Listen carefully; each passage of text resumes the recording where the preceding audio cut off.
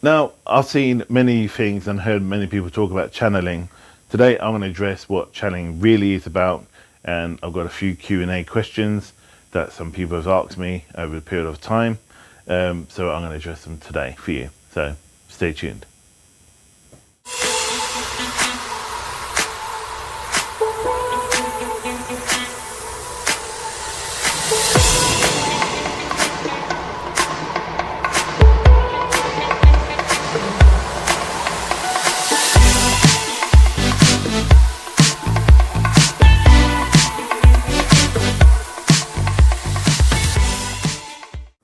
So greetings and welcome back. My name's Sage. I'm from Karnak Classics, where we learn together and we grow together in the sight of God. So today I want to speak about channeling, but before I do that, I just want to get a bit of housekeeping out of the way. So if you could like, share and subscribe, and also please don't forget to press that little bell. It lets you know when I upload new videos so you can keep you informed, because I'm doing a couple of videos a week now. So today, as I said, I want to speak about channeling and what that entails. And what I'm going to kind of cover is what people have asked me over a period of time. I've been doing this for about 20 to 30 years, probably going on my 30th year now. So I've been doing it since I was young. And so what I'll do, I'll address some of the questions that people have asked me, and also some that have dropped me an email the other day in regards to which led to this video. And so basically, first question is, what is channeling? Well, I'd like to break that down because there's three kind of parts to it. I'll tell you what it is. Channeling is a form of communication, speaking to loved ones and or people who, or entities that are not of human existence, i.e., is not living in this earth form, this matter. So you could channel anything. You can channel a cat, a dog, and you could channel people, aliens to a point. I know people have done that in the past. But the most common ones is obviously loved ones. When people go to the spiritual churches, they channel it. They channel. So now there's 2 points to channel. First point I want to talk about is the one where you get possessed, or you allow the person allows the spirit to inhabit the body, and the spirit of the, like if it was me, my spirit would step aside but still be around and let the other spirit take over my body, and also talk as if you were to have that conversation with them directly. And the other thing, would we remember the conversations? Sometimes, not always word for word. We get snippets. Well, I do. But that's because I'm still quite aware, and when I move aside, my guides kind of are keeping quite close to my body. And is it the same is it a spirit that is coming from? Yes, it's not a impression of me impressionating somebody else, or doing an impression of somebody else. So if, for example, worst case scenario, for example, so obvious thing to say, if I was to channel Elvis, I wouldn't start doing impressions of Elvis. It will be him. If I was to channel Buddha, it wouldn't be me doing an impression of Buddha. It would be Buddha himself. So, or the spirit, the essence of Buddha. The other aspect of it, which I've made a note here, is what is the other form of being a channel is when you pass on messages. So you see these in spiritual churches, and they're called mediums, and where we get up on stage, or you can get a reading 1-to-1, and somebody, Granny Smith or great grandpa George or whoever may come through and have that communication with me. So there'd be 3 of us, spirit, for example, in this room. So me, the channel, the person who's in spirit, and the client, which would be you. So what you tell me, I'll be taking on all the characteristics. So when he's telling me stuff, for example, I may be moving my hands in certain ways, or my impression, especially if he moves closer to me and he's talking to me about certain situations or recalling memories. Um, and you'd be surprised what kind of people come through. I've asked many times, can you get me, I don't know, my sister who passed away like 4 years ago, her name's blah, blah, blah. We don't have a direct dial. We don't have radio call up FM. It doesn't roll that way. And I say that with respect because I think people get misunderstood about about who comes through. The other thing is, let me just roughly explain about when people come through. It's a two-way street, so they get something out of this as well. So, if you come to me, for example, and you want for example, I had a client where I was doing an event, and I was at a fair, and someone came forward and they wanted to just have mediumship, see if there's anything that anybody will come through. So, long story short, their headmaster from when they were young came through. Um, and they were like, well, they're not relatives. They goes, no, but they come through because they need to pass on a message to you. Um, could be for whatever reasons, but in that case, it was for the fact is that they wanting to apologise for the way they were because they saw that person doing better, bigger things.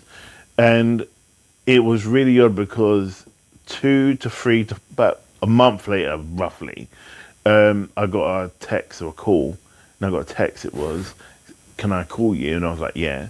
So we were talking, and when they said, it was really odd that ever since that person came through and spoke to them, it was kind of playing on their mind, but they couldn't understand what it was. So anyway, they spoke to their mum, and she basically said that they really cared about you, but obviously that's why they treated you different. And they always held you in high esteem, but mum never said anything, kind of thing. But the important thing is for the fact is that she realised that she was doing the job that teacher was doing. So before the teacher became the head teacher, she was doing another job before she became a teacher. She was in that same role, and she wasn't sure what she wanted to do with her life. And then the point was that she realised that she really wanted to be a teacher because she was doing some other form of care work, I think it was. So that's kind of thing, and you'd be surprised what Sue steps forward. The other question I got asked was, why does it happen and why? And why does it happen? Well, if you call it, if you want a reading or you want to get in touch with somebody or you just want to experience it, then they will come forward. They will normally try and step forward. Why do we do it? We are open. We're empaths, so we heightened energies which vibrate on a higher frequency than most people. So there's a saying that you got clairvoyants and you got mediums. Clairvoyants can't be mediums, but mediums can be clairvoyant. So mediums can step. It's not about high ranking. It's nothing about that. It's about attunement. So a medium can foresee the future, but a clairvoyant can only can't feel the presence around them. We all have some form of mediumship in us, so we all have some kind of connection to the other spirit because you're spirit. But the important thing, what I want to say, is there's two different. So you've got mediums, and then you've got clairvoyants, and the mediums are the ones that channel and that do all that type of work. As I said, think about the great Derek Okora, for example. Why do some people come through and others don't? I kind of covered that earlier on. It ranges. In my experience, it ranges. It could be for the fact is that if, for example, Granddad died yesterday and you went to see somebody today, they could come through still. but they may have someone called an enabler, which may be somebody who's been there on the other side a long time. What I need to try and stress as well, when these spirits come through to you, whether they're channeling or whether they are appearing or coming through to you, it takes up a lot of energy. Imagine you dancing at high speed for about 30 seconds. That's the energy it takes for them to come through to you. So we are all energy, and then we still get the energy still dims to a degree. It doesn't go out, but it still goes in because you're coming through a dimension. And I'll talk about dimensions in another video because I don't want to get into that now because it just throw things off to another direction. But it's about coming into this atmosphere at this time to talk to you at this time, and it takes a lot. So when I work with somebody and they're like, well, I don't want to talk to them, well, have some respect. They've got something to tell you. And sometimes they go. The other thing I want to point out, what they are like in this world, they take with them. So if they are racist, sexist, homophobic, they're more than likely to take it with them. But that's when they move over, they have to therefore overcome that. And sometimes, if you believe in reincarnation, you'll come back for that. I was in a reading for this lady, and her dad came through, and he wouldn't talk to me. He would just talk. He said, "I don't want to talk to you, but I'll talk to her." So I had to just translate, kind of thing. And so I said, "So why is he, not want to talk to me?" She said, "Oh well, not being bad. I don't mean to be bad. I hope you don't take this the wrong way. He doesn't like foreign people." And I goes, "Oh, fair enough." I goes, "Well," and he goes, I goes, "No use to apologise because he'll be dealt with on the other side. Not in a bad way. He'll be taught the right." I goes, "He wasn't long gone." And she said, "No, he apparently he was always hanging about for the last couple of months, but she just wanted to know if he's going over all right." So I just sent him to the light. So you do bring that element with you.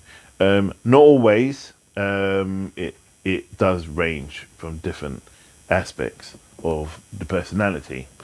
All people. All people. That's a good one. All people that come through, are they ascended masters and teachers? No, they're not. No. Sometimes it depends. If you're a spiritualist and you're developing yourself and you need a teacher, the teacher comes through to you to guide you, not and teach you. So, and sometimes you get Granny Smith who may just come in to show you the way. And so the reason I'm saying is, no, they're not all ascended masters and teachers. Ascended masters are like Jesus, Buddha, all those who have followed the path, and like Moses and Muhammad, all those people who has ascended off into the other realm. But they're spiritual teachers. There's a difference, and I think people get confused by the difference between spiritual teachers and Granny Smith.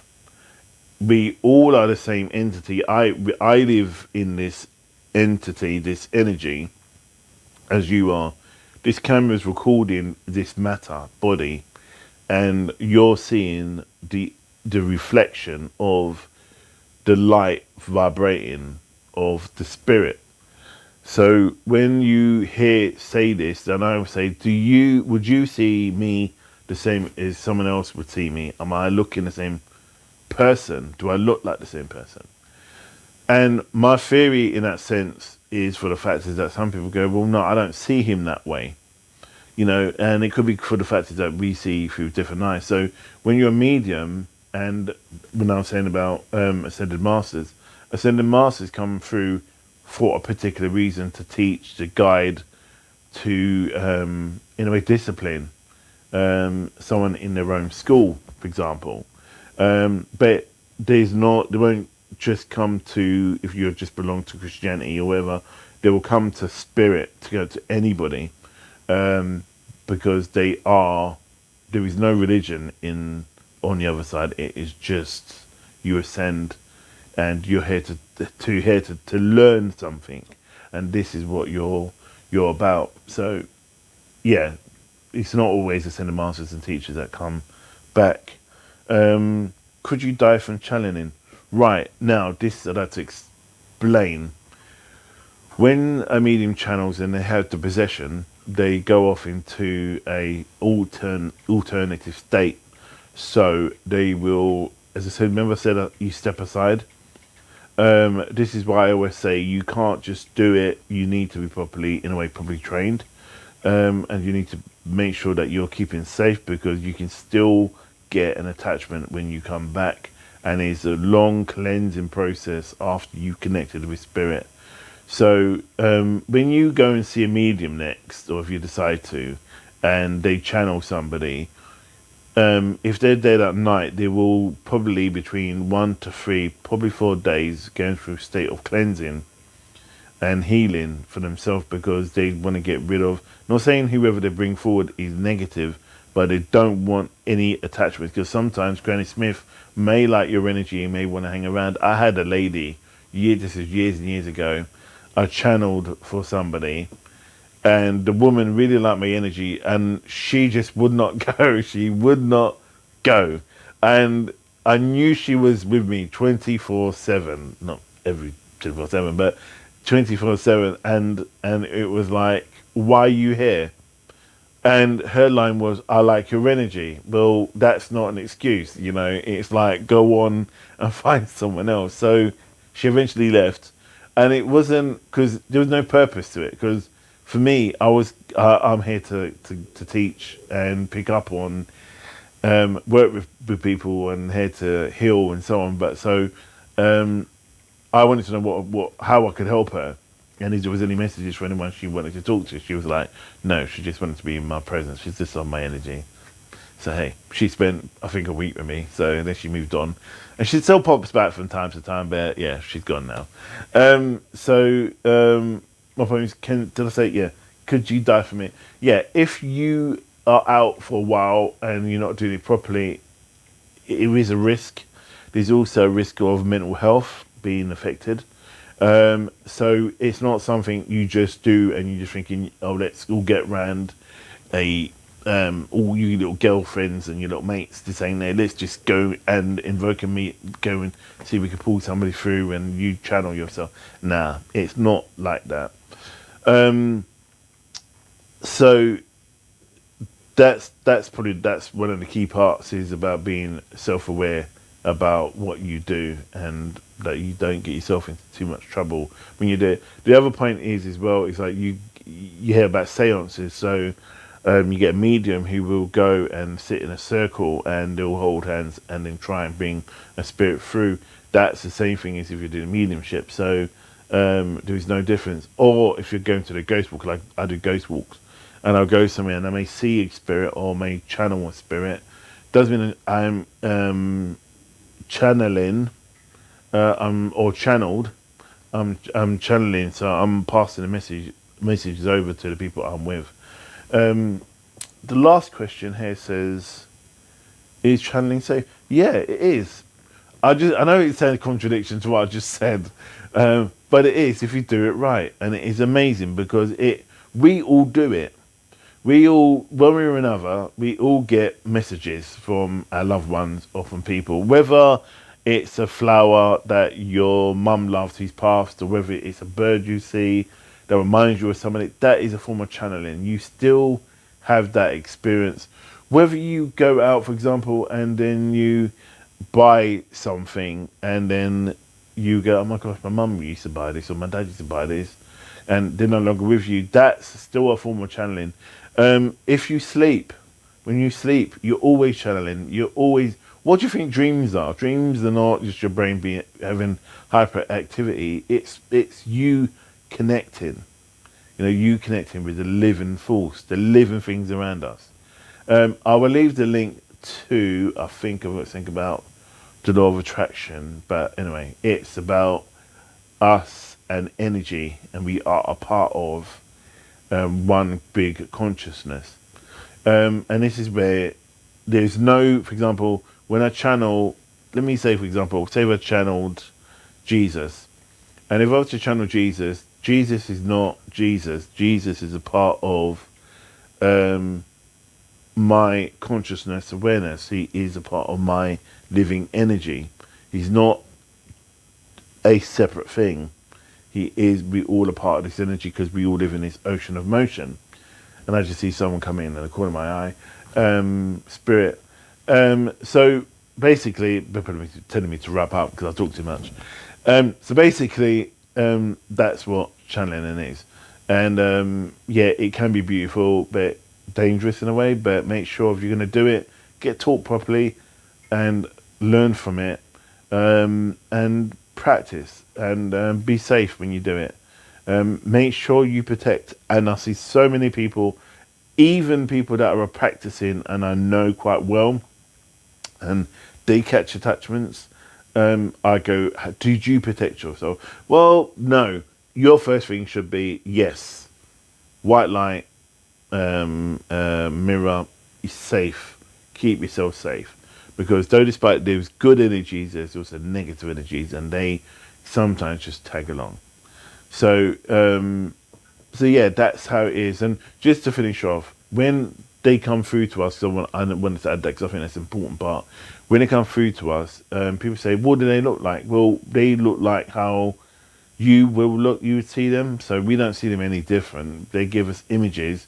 Won't give us the same clothing they would always wear when they died or whatever, but they may be dressed differently. But it's the features or the feeling that that they channel or even taste, so they use our senses. The other thing is, if they come through as a white light, imagine a big bright white light, like a torch being shone in your eyes. That's very similar to that, and that's what we see. And that's why I say, like, you know what, tone it down a bit. So yeah, that's it really. Got any questions, leave comments below and I will do my best to answer. Stay blessed and you stay safe, and I'll see you in my next video. Namaste.